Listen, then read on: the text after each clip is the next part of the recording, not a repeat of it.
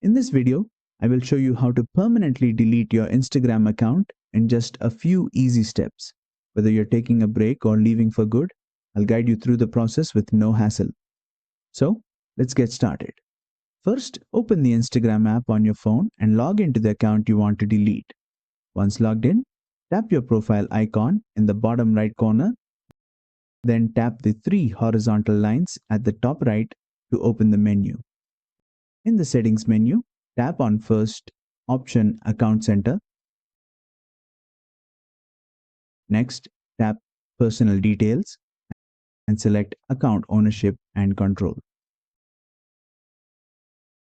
From there, tap Deactivation or Deletion and choose the option to permanently delete your account.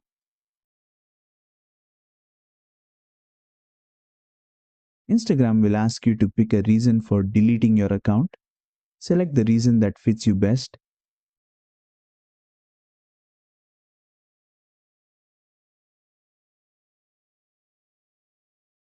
After that, enter your password to confirm. And finally, tap Delete your account. Once you confirm, your account will be permanently deleted, and that's it, you're done.